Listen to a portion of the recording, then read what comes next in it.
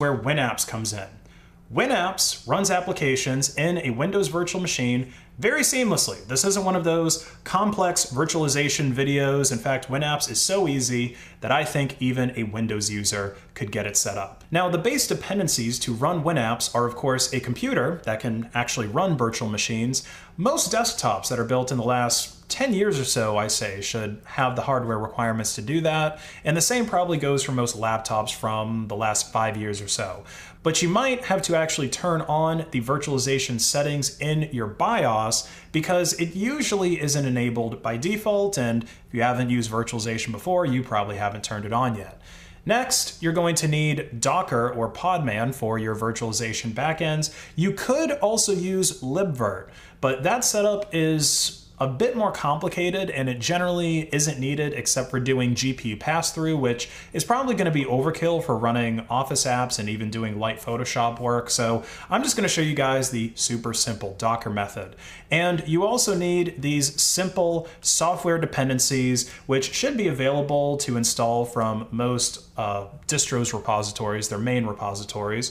Now, WinApps provides a compose template for Docker and Podman that is pretty much ready to go.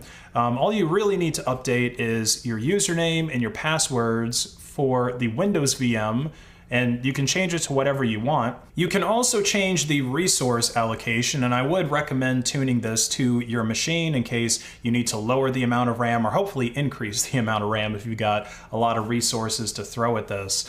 You can also change the Windows version, so if you really want to use a Windows 10 virtual machine, which, by the way, I know we talk about how the end of Windows 10 support is coming, but you should still be able to use it for running Office applications and running like Photoshop and stuff like that. Even a lot of games, I would think you could run it, at least until Steam decides that Windows 10 is too old to support anymore. Then you will need a different launcher to run things. You can also change the port number that this virtual machine is going to run over. By default, it's going to be port 8006. So when you have all of the settings in here configured the way you want, go ahead and run that virtual machine or install that virtual machine with this Docker Compose file. And when it's finished, you can access the GUI of the virtual machine in your browser by going to localhost port 8006. You can also continue setting up your Windows machine from here in this web view because this Docker file, it just installs Windows by default. It doesn't install Microsoft Office, Photoshop, or any of the other tools that WinApps is officially compatible with and that you would actually want to use this application for. So within this web view, you can set up those applications by signing into your Microsoft account with a paid Office 365 subscription, and I guess do the same thing with your Adobe account that has a paid subscription for Photoshop, After Effects, and all that jazz. Or, you know, you could just run some sketchy PowerShell script and install some even sketchier ISOs that you found on a Russian torrenting site and just cross your fingers and hope that everything is going to be okay. At least your totally not pirated Adobe programs are going to be running in a virtual machine. And remember, if you're not allowed to own the software, then you can't actually steal it. And inside of this Windows virtual machine, you can also copy and move files between it and your Linux host machine. So you can do that by going into your Explorer here and then going into the Network tab, and then you'll see this host LAN here. By default, it's sharing your entire home folder. So this is basically my entire home folder here, and I've got this 2 WinApps folder that I'm able to copy data between my host machine and my guest machine.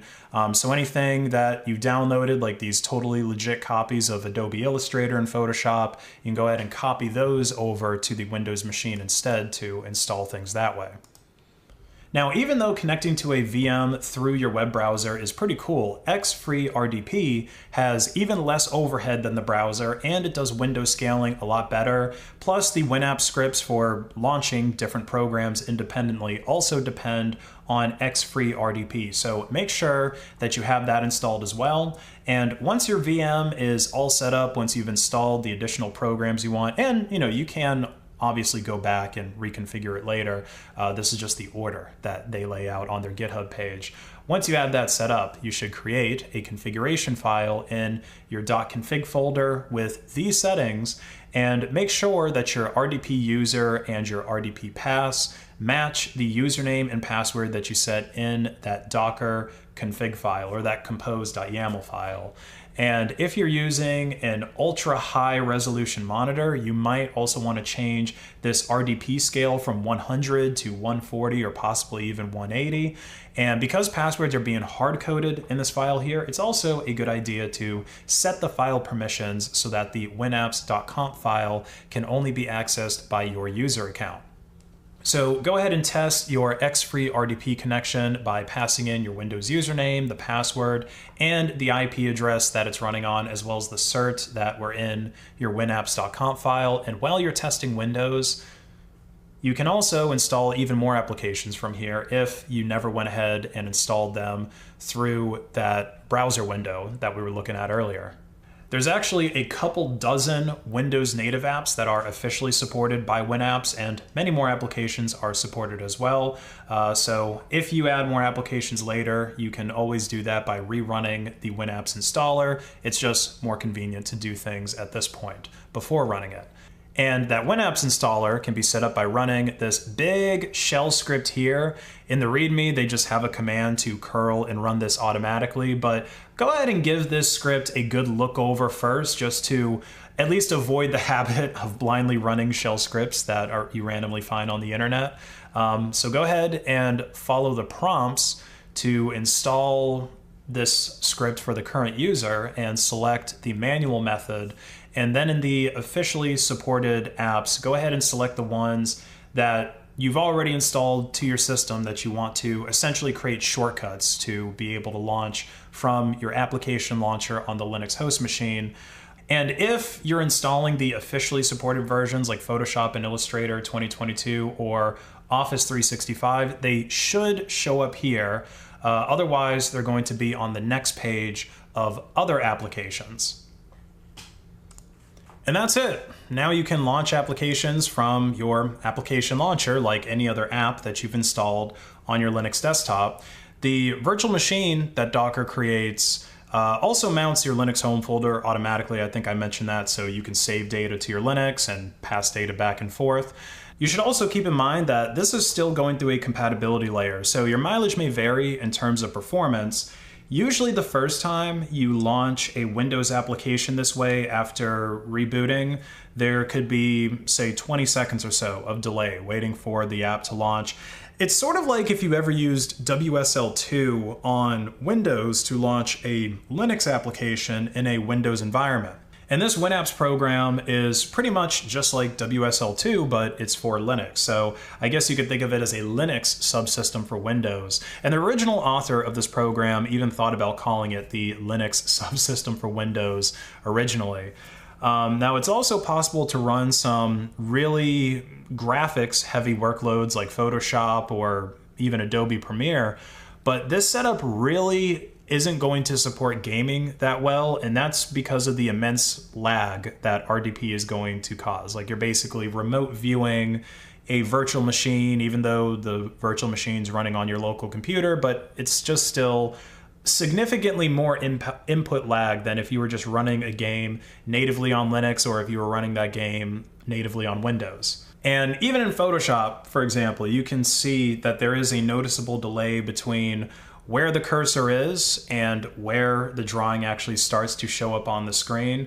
So I'm pretty sure you could configure GPU pass-through and maybe it would make this a little bit easier. It definitely would give you more graphics power to, like I said, render a larger Photoshop job, or especially render an Adobe Premiere job or CAD work or anything else like that.